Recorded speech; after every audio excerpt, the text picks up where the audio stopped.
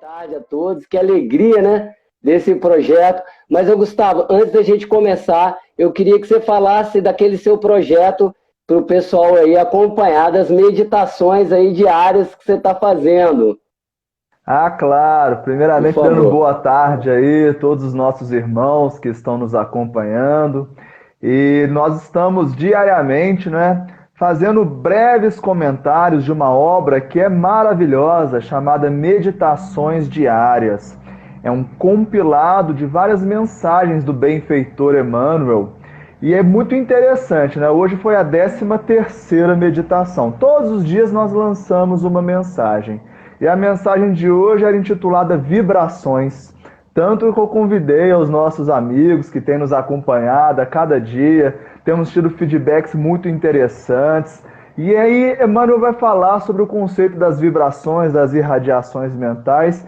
E nós espíritas sabemos que o acaso não existe. Logo percebemos, né, toda uma contingência aí de um trabalho espiritual em prol do nosso estudo sobre esse tema. E hoje nós vamos falar bastante disso. Então, eu queria convidar a todos aqueles que se sentirem à vontade e quiserem, né, a nos seguir, para diariamente estarem recebendo esses textos do benfeitor Emmanuel. Convidamos também, enquanto o pessoal vai chegando, né, o Nelsinho vai fazendo os últimos ajustes.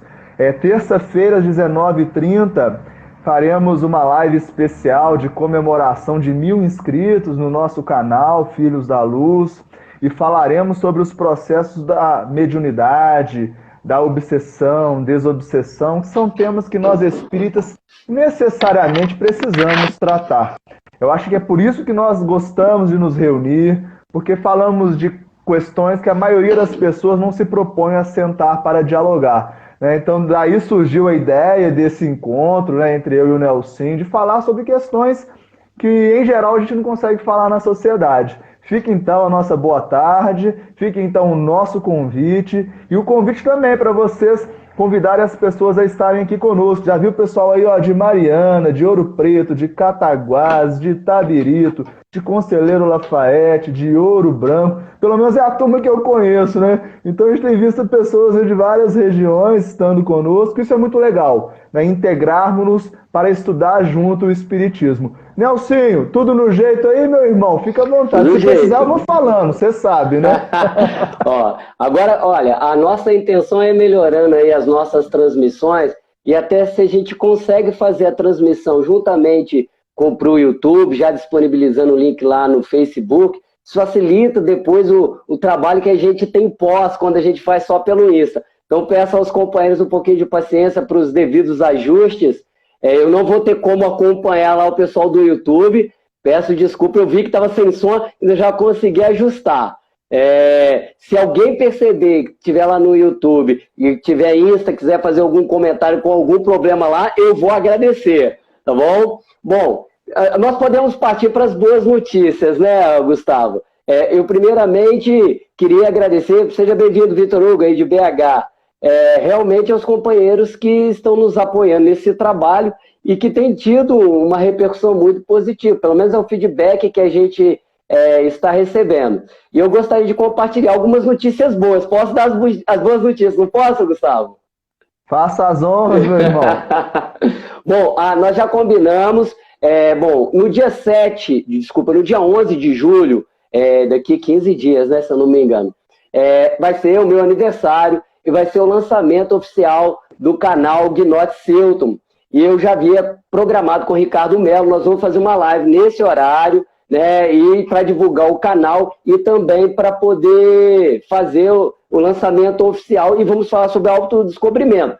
Mas eu não podia deixar o Gustavo à toa, né, parado. E aí, então, a gente marcou para dia 14, nós vamos participar do programa Seara Espírita, porque nós resolvemos continuar aquele assunto sobre o Holocausto brasileiro. Vamos falar um pouco sobre a questão da doença mental, do vínculo espiritual e daquele problema que nós começamos a tratar na semana passada, né? Que é a loucura sobre o novo prisma. E vamos ter o programa Seara Espírita, lá juntamente com a Melissa, com o Paulo, com o pessoal de Barbacena, para poder divulgar, falar mais sobre o tema. vocês pediram e nós conseguimos um jeito de atender. Eu acho que vai ser bem bacana. Normalmente o programa lá às terças-feiras, vai ser dia 14, e aí nós vamos divulgar para vocês, tá bom? Então, um prazer a gente estar aqui hoje falando sobre companhias espirituais. Vou pedir ao Gustavo para que nos ajude aí a elevar o pensamento, criar esse vínculo com os espíritos que nos assistem e, dessa forma, ter aqui pelo menos uma horinha bem agradável com vocês. Irmãos em Cristo, quando tratamos das companhias espirituais, não podemos olvidar a companhia maior daquele Espírito que a causa primeira, a inteligência suprema, outorgou uma missão: governar uma nova morada,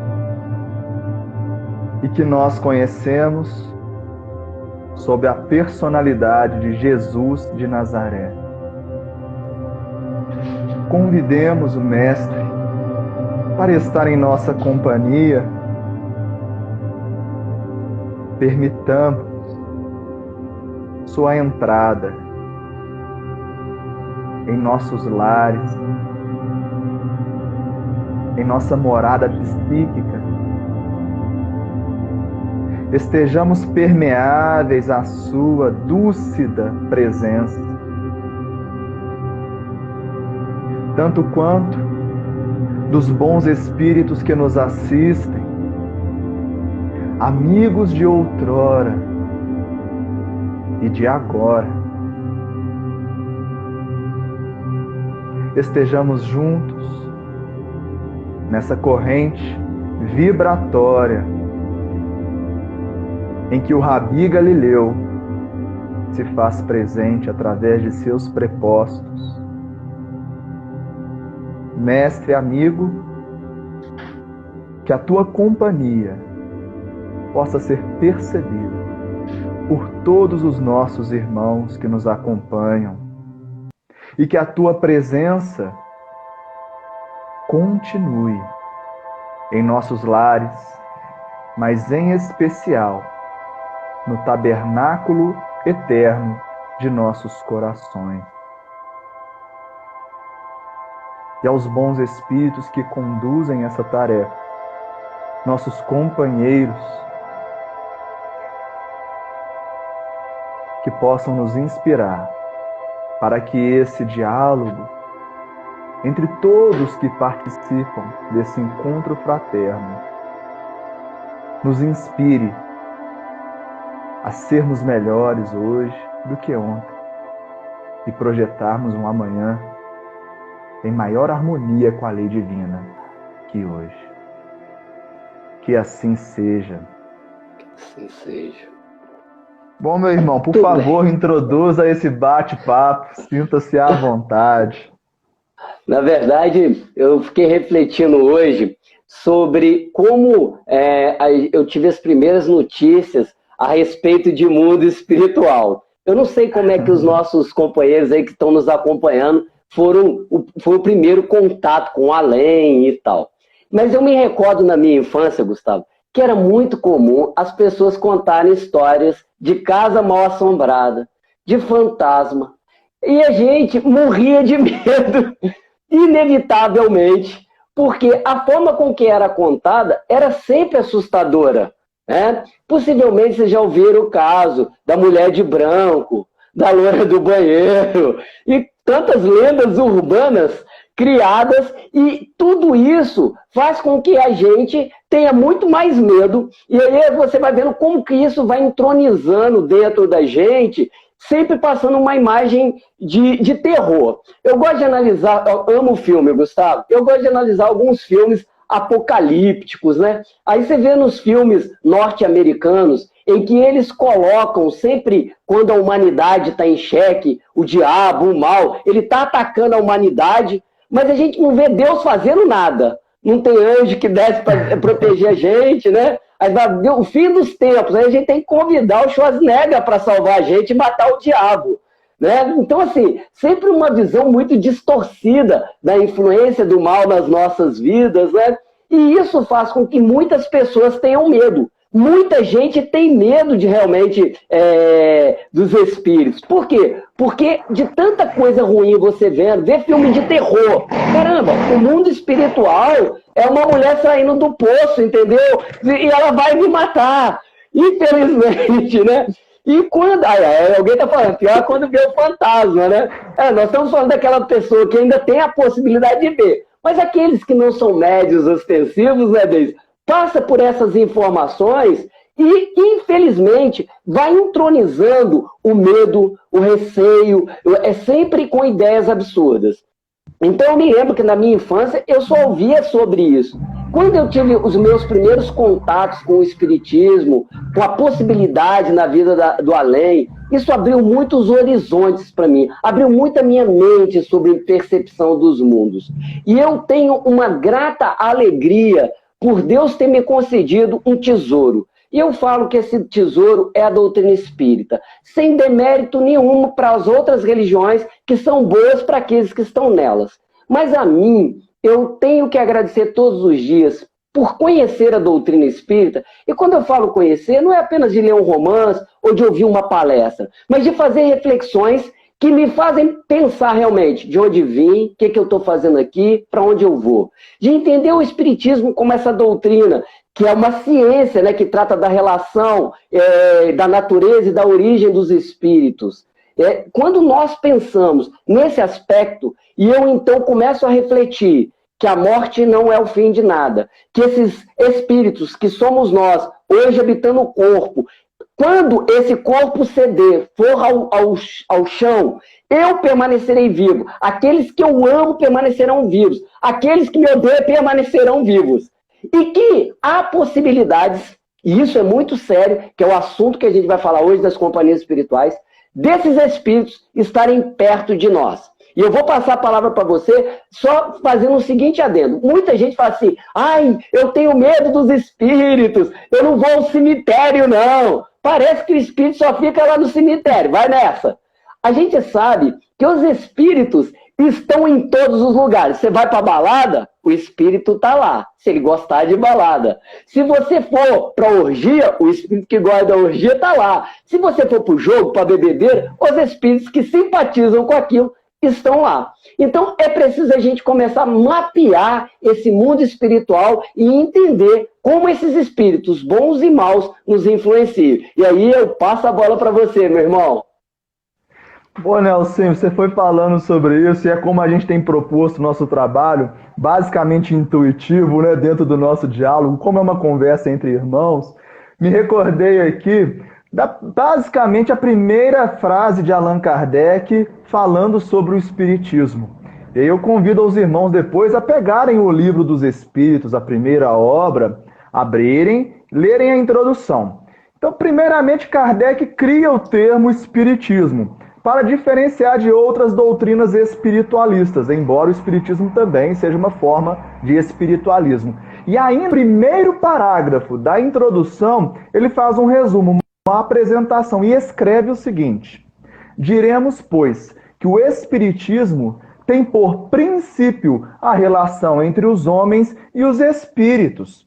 Então, falar da relação entre os homens, entre nós e os espíritos, é o princípio do Espiritismo. E é por isso que nós precisamos falar sobre isso, porque só o conhecimento das leis que regem tal relação vai acabar com esse medo, porque o medo ele é o resultado da ignorância. E então entendemos o Cristo quando ele diz: conhecereis a verdade, e ela vos libertará. E é por isso que esse tipo de estudo, esse tipo de conversa é maravilhosa, porque existe um atavismo religioso enorme. A figura do demônio, de Satanás, do diabo, do inimigo, dos espíritos maus, ela sempre foi muito, digamos assim, utilizada porque criava uma dependência na sociedade de intermediários entre essas pessoas e Deus que teriam poderes. E então o Cristo vem nos libertar disso. Embora ele promovia o que nós hoje chamamos de desobsessão, ele demonstrava que aqueles que não conseguiam fazê-lo só não faziam por causa da pouca fé. Naquele caso clássico dos seus apóstolos, que não conseguem promover a desobsessão frente ao jovem. E aí, nesse diálogo que nós estamos tendo aqui hoje, nós vamos conversar exatamente sobre isso. O Nelsinho disse, né? Às vezes as pessoas têm medo de ir a determinados lugares. Esse momento de quarentena, eu costumo dizer, tenho refletido sobre isso, está sendo ótimo para apresentarmos às pessoas a casa espírita. Porque muitas pessoas têm receio de ir à casa espírita, com medo, inclusive, da fenomenologia que, na verdade, nós tanto buscamos lá e tão difícil é, porque demanda uma série de conceitos, uma série de cuidados, como um laboratório do invisível. E, na verdade, as pessoas estão começando a aprender o que é o espiritismo sem irem à casa espírita e verem que não há necessariamente o foco só na fenomenologia. E há um estudo sobre uma ciência. E a fenomenologia faz parte desse processo.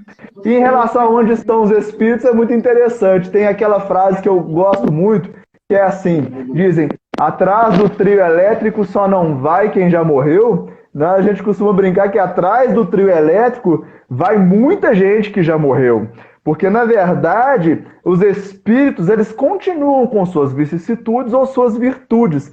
E eles continuarão a habitar os ambientes de acordo com o seu prazer. E é aí que cai a importância do nosso estudo. Que tipo de ambiência estamos criando em nossos lares, em nosso local de trabalho? Porque esses serão os espíritos que irão nos visitar. Porque eles sim, eles podem transpor as portas de nossa casa. Porque serão convidados por nós, através dos nossos sentimentos e dos nossos pensamentos. E aí eu devolvo para você, Nelson, para a gente começar a entrar nessas leis, né, que regem essa relação, esses convites que nós fazemos, embora de forma inconsciente na maioria das vezes. Toca o barco, meu irmão. Gustavo, quando você faz essas questões, né, e trazendo muito bem a doutrina para o nosso cotidiano, a gente vê que realmente ela esclarece. Mas como lidar para aquele que não conhece nada? Normalmente, o medo, ele toma a frente, você concorda? É interessante que uma pessoa colocou aí e disse o seguinte, eu quando ouvi essas histórias na minha infância, eu não tinha medo, eu ficava curiosa. Existem os mais corajosos, acho que foi a Helena que colocou, e existem aqueles mais medrosos, né? Tanto é que a gente tinha uma cultura de muito medo de ir no velório, né? E as pessoas têm essa ideia, só porque o sujeito morreu, que ele vai aparecer de alguma forma para você, né? E às vezes a pessoa nem tem a mediunidade, né? Para poder, a mediunidade ostensiva, né? Então, se a gente partir desse princípio, que nós já tratamos sobre a imortalidade da alma, que quando o corpo cede, vai ao túmulo, a alma ou espírito se liberta e está aí ainda no além. A doutrina espírita, ela traz muitos casos de falar o que acontece com os espíritos. E o que eu gosto na doutrina é dizer, não tem regra. Né? Você fala, não, todo mundo morreu, vai acontecer isso, igual. Ah, é suicida, é dessa forma. Não é. Cada caso é um caso, né, que é uma frase que a gente usa muito, e o que a gente percebe que existe comportamento muito semelhante de massa, né? Então nós vamos encontrar muitos espíritos, ao desencarnarem, passar por um bom período adormecidos, não é isso? Os espíritos falam para Kardec que é um período de turbulência após a desencarnação, que pode variar de minutos, dias, horas, né? Nós falamos aqui de décadas na semana passada ou retrasada. Então imagina só, nós vamos passar por um período de turbulência, eu acredito que seja igual aquele que você está dormindo e tem o sonho e você não sabe se você está acordado, se você está dormindo. Eu tenho essa sensação, que é algo mais ou menos assim. Cada caso vai apresentar suas nuances, mas nós poderíamos tentar falar alguma coisa no sentido de que vamos dizer assim, aqueles espíritos podem passar. Passando a turbulência, é comum que muitos espíritos continuem a vida sem saber que desencarnaram. É ou não é?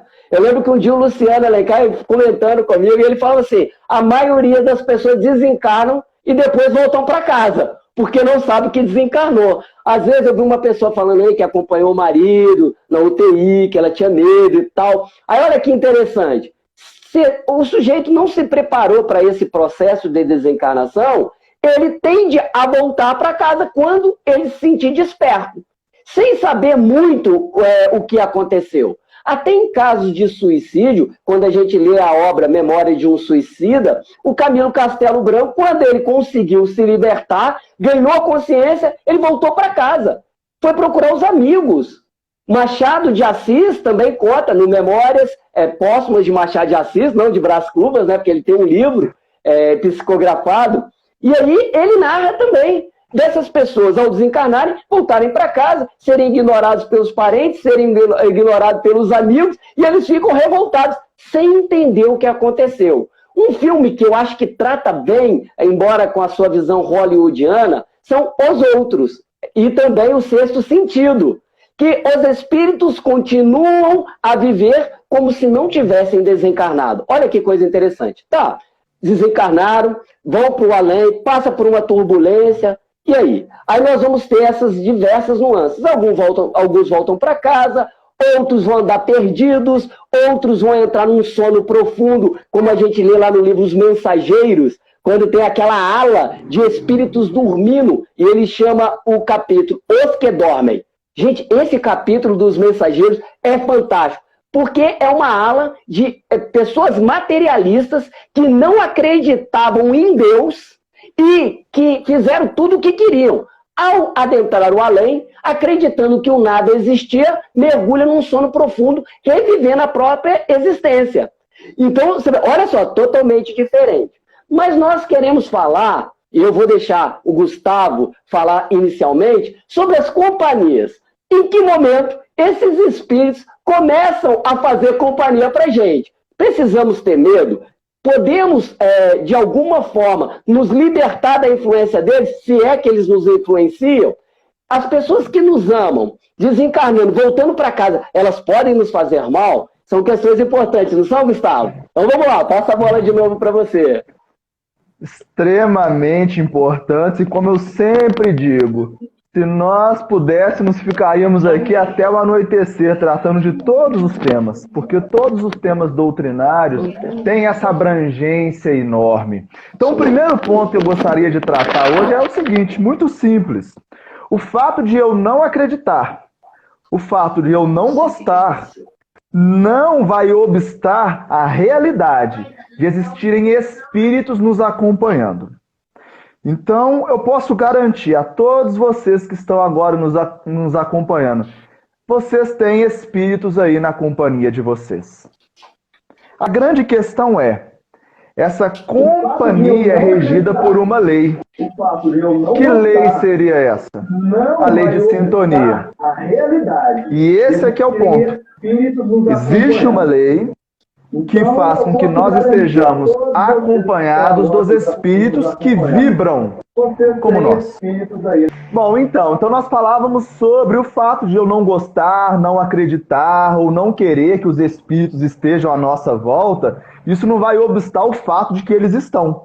E de que nesse momento mesmo estamos todos nós acompanhados de espíritos. Né? Existem espíritos que nos acompanham, que estão vinculados a nós psiquicamente. E existem espíritos que nos acompanham por afinidade, no sentido de gostarem de nós, de estarem saudosos, no sentido de nos auxiliar. E existem espíritos também que podem querer nos prejudicar. Agora, isso não deve gerar medo, isso deve gerar uma responsabilidade e um estado de alerta para nós. E recordamos aqui Jesus, que nos orienta a vigiar e orar para não cairmos em tentação. Então, o fato de eu não estudar, o fato de eu não acreditar, só vai me prejudicar. Quando eu conheço as leis que regem esse fenômeno de relação social, é uma relação social, eu passo a atuar sobre essas leis e não ser só um agente ou melhor, um indivíduo passivo. Lá na questão 274 do Livro dos Espíritos, é uma questão que eu acho maravilhosa. Allan Kardec faz uma pergunta assim: há no mundo espiritual uma hierarquia de poder entre os espíritos? E essa questão é fundamental para quem tem medo em especial. Ele está perguntando em bom português, é assim: tem quem manda e tem quem obedece? E os espíritos respondem: sim, há uma hierarquia e muito grande. Uma hierarquia de toda moral e irresistível. Allan Kardec, como ótimo professor e óbvio bom perguntador, na questão 274A, dando continuidade a esse diálogo, pergunta assim: existem espíritos maus que podem criar subterfúgios a tal lei, a tal hierarquia? E a resposta dos espíritos da pleia de verdade é: eu disse irresistível. Isso é maravilhoso, né? Porque o espiritismo não nos deixa em cima do muro. É irresistível a ascendência moral. Isso quer dizer que nós vamos influenciar os espíritos que estão moralmente atrasados em relação a nós.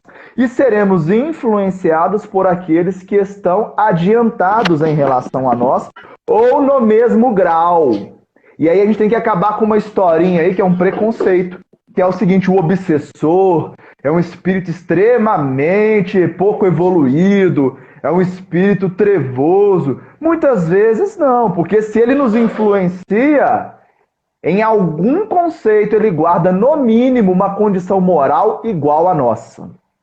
E aí, perguntando os próprios obsessores, e é por isso que o espiritismo é uma ciência, questionamos a vários obsessores, através de vários médiuns, em reuniões diferentes, qual era o método que ele utilizava para influenciar a pessoa. O que ele fazia? Que eu queria aprender com ele. E aí, em geral, eles responderam duas coisas: incitam nas pessoas medo e culpa. A partir do momento que o indivíduo sente medo ou sente culpa, ela passa a ter uma irradiação mental, uma vibração mais baixa. E aí aquela hierarquia passa a virar uma sintonia, e esses espíritos começam a nos influenciar. É por isso que enquanto estivermos nos esforçando na transformação moral, em domar nossas más inclinações, no trabalho no bem, seremos nós quem iremos influenciar os espíritos que querem nos prejudicar, e não o contrário. Olha como é libertador esse conhecimento. Então nós assumimos o controle dessa relação, embora saibamos que existem espíritos superiores que há de nos influenciar. Em suma, os espíritos estão se acotovelando na dimensão espiritual. E é muito possível que estejamos em meio à nuvem de testemunhas, como disse Paulo de Tarso. E então eu devolvo aí para o Nelsinho, se estiver tudo certo, já puder continuar, fique à vontade, meu irmão. Eu lamento não poder atender os outros companheiros, eu queria responder, mas ou eu faço uma coisa ou outra, eu abandonei lá, pois eu acerto. Bom, aí eu vou fazer essas reflexões com você, eu me lembrava da fala de Emmanuel, né, que nós teríamos aí o número de desencarnados 5 vezes o número de encarnados, né? Então, se a gente tem aí, já temos 8 bilhões, se tivermos acaso 7, 8 bilhões, nós temos 40 bilhões de espíritos em volta do planeta Terra, não é isso? Imagina aonde estão os espíritos, se acotovelando, como você disse, em todos os cantos. Mas, para que esses espíritos possam nos influenciar, e nós vamos entrar naquela questão que você já bem tratou, em relação a vínculo mental. À medida em que eu entro a sintonia, nós já falamos sobre isso, eu gosto muito daquele exemplo da rádio, né? A AM/FM. De acordo com a sua sintonia, você irá captar aquelas emanações dos espíritos nesse sentido. Então imagine só, eu poderia perguntar para todos os nossos companheiros aí, o que eles estão pensando? O que você tem mais? Quais são os sentimentos que te invadem mais no cotidiano? Você tem muita raiva, muita impaciência, você tem muita revolta, né? Você tem estresse. Então, tudo aquilo que você emana, ou você é uma pessoa que lida com mais tranquilidade, tem desejo de vingança, né? Tem cobiça pelas coisas alheias, inveja. Tudo isso vai determinar a sua companhia espiritual. E aí, esses espíritos podem estar ao nosso lado sem que a gente saiba, correto, Gustavo?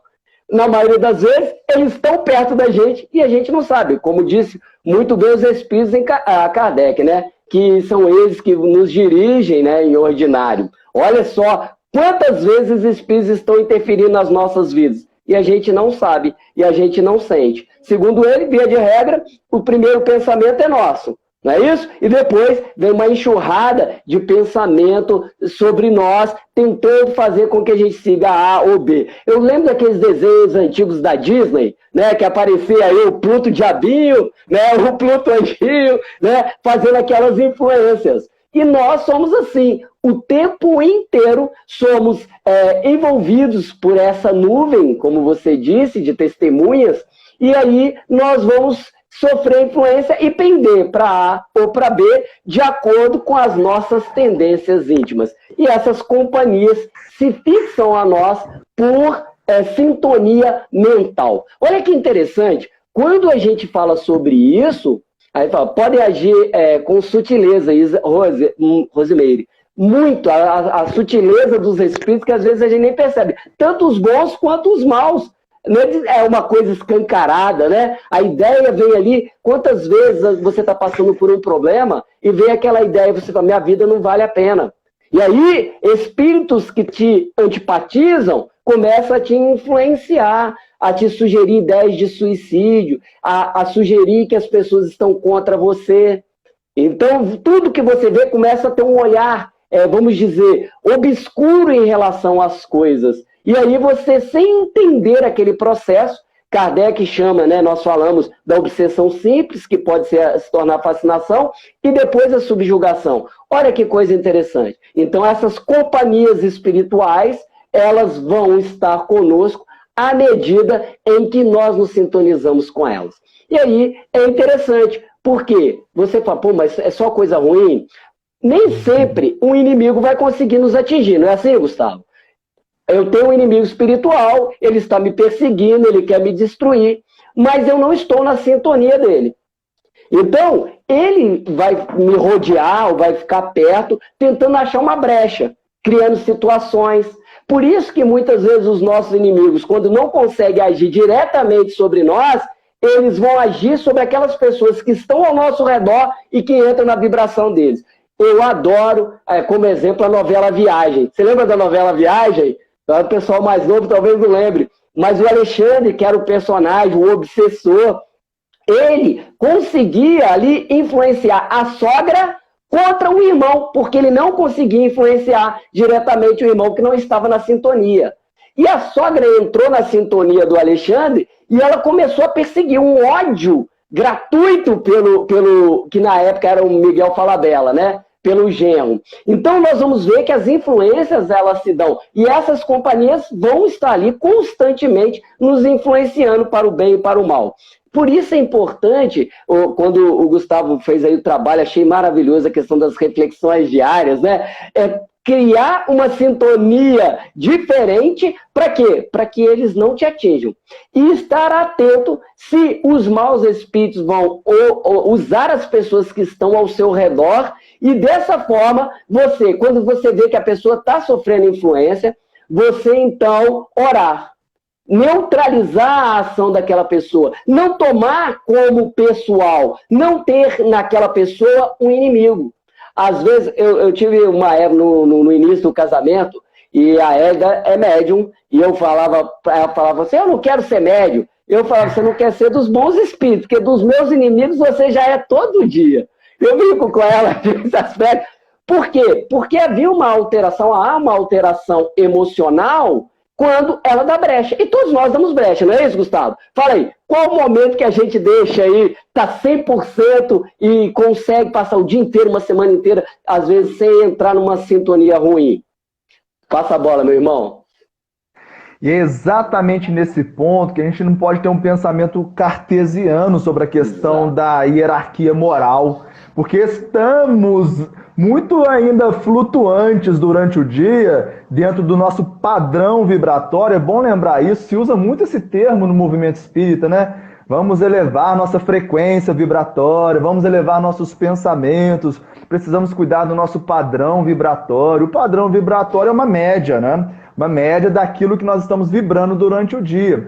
E aí eu recomendo àqueles que querem conhecer um pouco mais dessa ciência que trata das leis da relação entre nós e os espíritos, o livro Mecanismos da Mediunidade. Porque esse livro ele sofre muito preconceito no movimento espírita, né? Só de falar, nossa, é muito difícil. Enfim, leia, por favor. Porque lá nós temos ensinamentos maravilhosos, inclusive no que tange a relação com os espíritos, a influência e as companhias espirituais. Olha que informação preciosa André Luiz traz pra gente nesse livro. Ele diz assim, olha, aqui no mundo espiritual, onde estudamos os pensamentos, temos os pensamentos que irradiam em ondas diferentes. Ele está falando da vibração e da frequência. Os espíritos angélicos vibram em uma frequência super, ultra curta. E aí ele está falando dos Cristos, né? E aí no mesmo capítulo ele diz, olha, nós não temos condições de mensurar esse nível de pensamento. Aqui no mundo espiritual a gente não entra nessa matéria. Mas o homem na Terra, em geral, vibra em 3 frequências, costumeiramente. A frequência curta, média e longa. O que é que André Luiz está trazendo para a gente? Que quanto maior a envergadura moral, maior a evolução do espírito, maior a frequência, ou menor as ondas, ok? Se os seres angélicos vibram numa frequência super, ultra curta, em tese a frequência curta influenciaria a média, que influenciaria a longa. Num exemplo didático, é bom deixar isso claro. E o que seria essa frequência? Pensamentos que estão em harmonia com a lei divina tendem a ter uma frequência maior.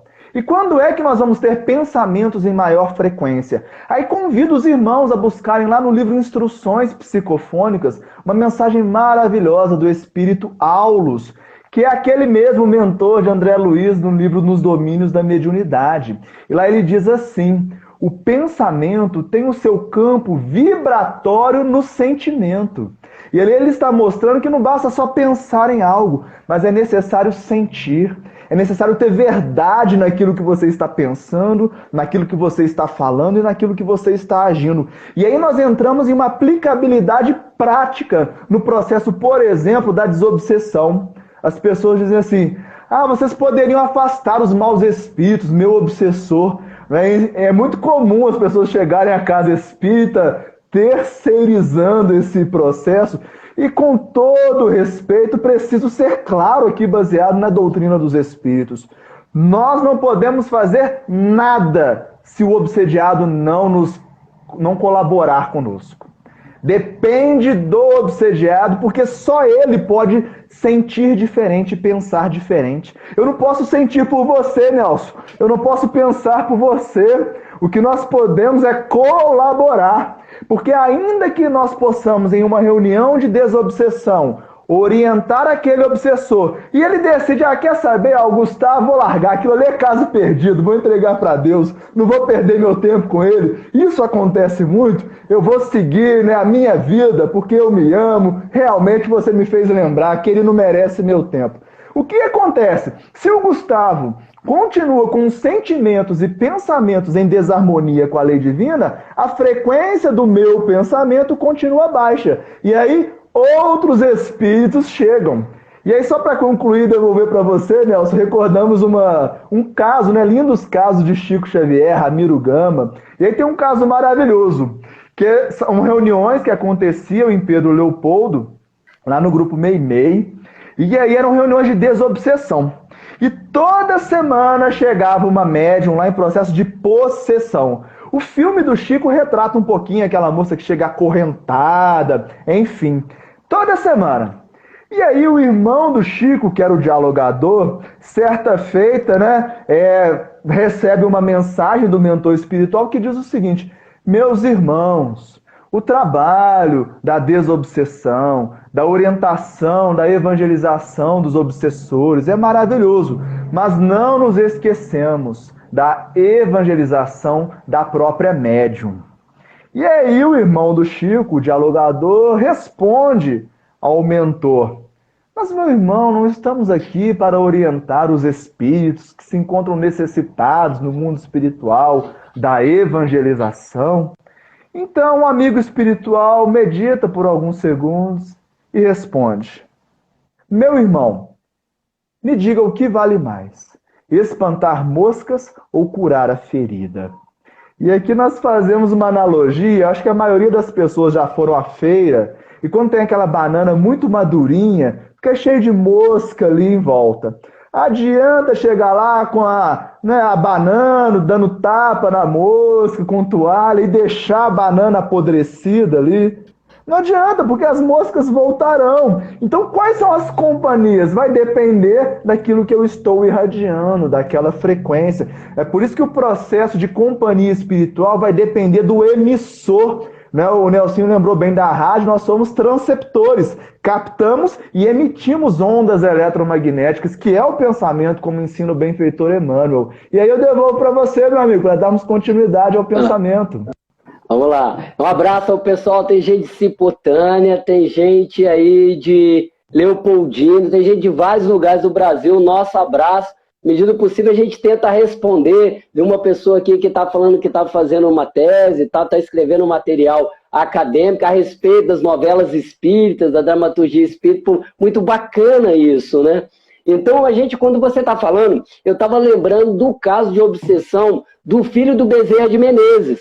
Né? Porque o caso de obsessão, a gente tem que entender, quando você está falando dessa influência, realmente, nós não podemos fazer nada, curar a pessoa, se a pessoa não quiser a cura. Se ela não fizer essa mudança íntima, infelizmente, você retira um obsessor e a fala de Jesus. Voltam outros piores, não é assim? Quando a casa está livre, voltam outros piores. Então, é necessária essa proteção. Alguém usou muito bem a frase aí, vigiai e orai. Porque tem muita gente que fala, orai e vigiai. Não, vigia primeiro, ora depois. Sempre importante essa ordem. Para quê? Para que a gente não se perturbe. Vamos pensar aí, meus irmãos. Nós falamos sobre sintonia. Nos últimos encontros, nós falamos sobre as doenças mentais. Mas quantas pessoas nós estamos, que nós conhecemos, que estamos acompanhando, que estão doentes mentalmente? Seja com síndrome do pânico, seja com depressão, sejam pessoas que realmente têm ideias suicidas constantemente. Quantas pessoas estão perdendo esse referencial? E isso é um reflexo dos espíritos que se encontram também na Terra em sintonia, ampliando o nosso campo mental. Nós comungamos ideias ruins ainda. Tanto é, Gustavo, você fala muito bem, a gente tem que trazer a culpa para a gente e assumir a nossa responsabilidade. O planeta está ruim, não é culpa de ninguém, a não ser nossa mesmo. As pessoas reclamam de determinada emissora de TV. Eu acho tão simples, eu não ligo na emissora, quando não me agrada.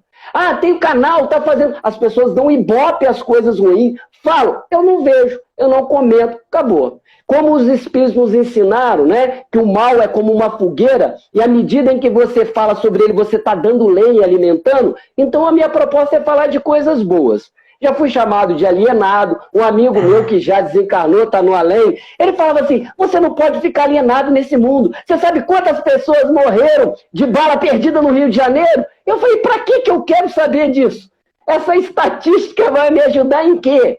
Porque existem as pessoas com a síndrome do urubu que ela tem uma necessidade de alimentar as coisas ruins. Eu usei muito na semana essa frase.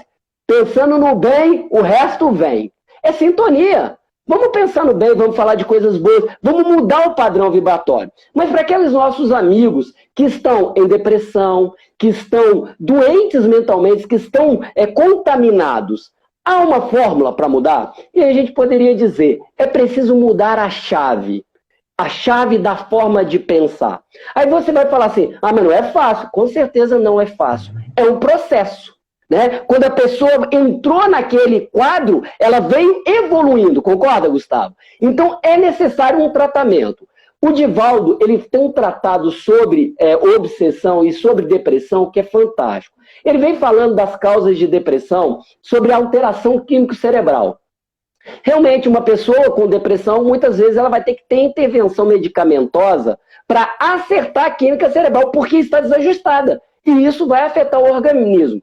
Mas, via de regra, essa alteração químico-cerebral, ela aconteceu por um problema social, por um problema emocional, uma perda de um ente querido, um término de um relacionamento, a perda de um emprego. Quer dizer, qualquer coisa pode causar esse desequilíbrio. E também pode ser provocada por quadros obsessivos. A influência desses espíritos que são nossos inimigos, que são nossos irmãos, e são inimigos por uma contingência. Possivelmente nós não fomos boas pessoas no passado, né? Eu falo assim, pô, eu sou tão legal, como é que não gosta de mim? Vai ver, vai conviver, ou vai buscar o passado para ver o que a gente traz de bom. O Divaldo conta sobre uma experiência que ele teve, eu acho isso rico, quando a gente traz a doutrina para a prática. E o Divaldo conta de uma pessoa que ele conheceu no movimento espírita, e, de repente, pouco tempo, a pessoa começou a perseguir o Divaldo e falar mal dele e tal, e criticar, mas severamente, e gerando uma circunstância muito ruim. E aí, o Divaldo teve uma revelação de, numa vida anterior, que ele era um assessor, não sei se era do imperador, de alguém muito importante, e todas as pessoas, para terem acesso a esse indivíduo, a esse nobre, tinha que passar pelo Divaldo. E olha que interessante, o Divaldo não gostava desse sujeito, que queria acesso a esse nobre, e o Divaldo manda ele para uma sala, isso na outra vida, para uma sala onde havia o piso era falso, então a pessoa entrava e ela caía.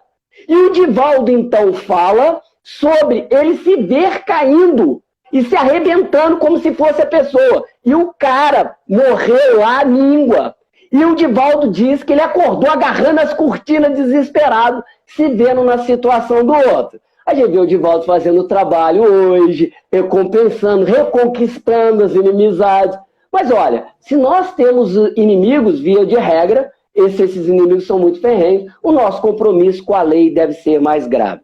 Aí algumas pessoas estão colocando que a depressão ela tem causa genética, com certeza.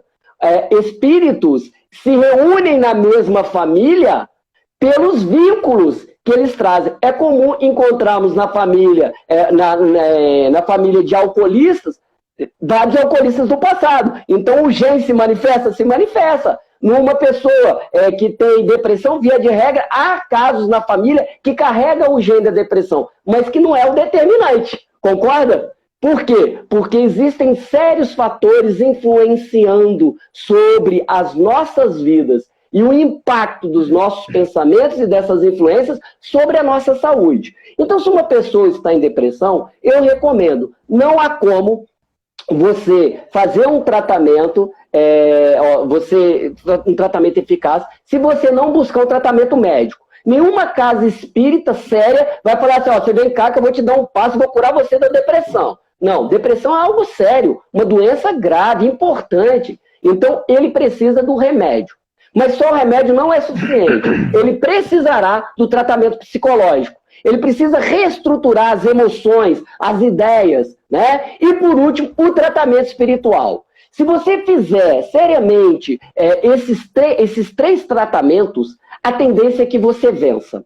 Por quê? Se você ajustou a química cerebral, se você ajustou as emoções e começou a mudar o seu padrão vibratório pelo entendimento das consequências dos seus atos, espiritualmente falando, a sua vida irá ser transformada. Você concorda, meu amigo? O que você acha disso? Ou falei muita besteira? Não, plenamente. É por isso que nós precisamos estudar, porque nós vamos entender que a causa de qualquer patologia está na desarmonia do espírito para com as leis divinas. Eu gosto sempre de lembrar o Emmanuel, lá no livro Pensamento e Vida, não é? Ele vai dizer que todas as doenças têm uma causa nos ascendentes da vida mental. E aí eu faço essa dobradinha com o André Luiz, que em Evolução em Dois Mundos, no capítulo 2º, vai nos explicar que o perispírito, ele reflete-se no corpo, mas que ele tem presidido a sua formação na mente, no corpo mental.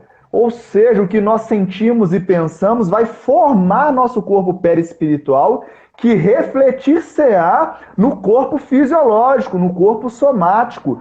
E aí eu sugiro a leitura de Missionários da Luz, sempre cito isso quando André Luiz vai visitar um setor da colônia Nosso Lar, em que se planeja os corpos físicos dos indivíduos que irão reencarnar, e lá estão fazendo desenhos cromossômicos com todas essas predisposições genéticas, porque senão nós vamos colocar como causa o corpo físico, mas isso é efeito, e todo efeito é o axioma de Kardec, é precedido por uma causa. E então nós vamos encontrar a cura verdadeira na nossa transformação moral. Embora nossos corpos físicos, ainda que nessa encarnação, não consiga expressar saúde fisiológica, nossos perispíritos estarão saudáveis. Eu sempre digo isso. Costuma-se ver muitos espíritos manifestando-se nas reuniões mediúnicas que tinham corpos físicos saudáveis, mas chegam com chagas espirituais, perispirituais.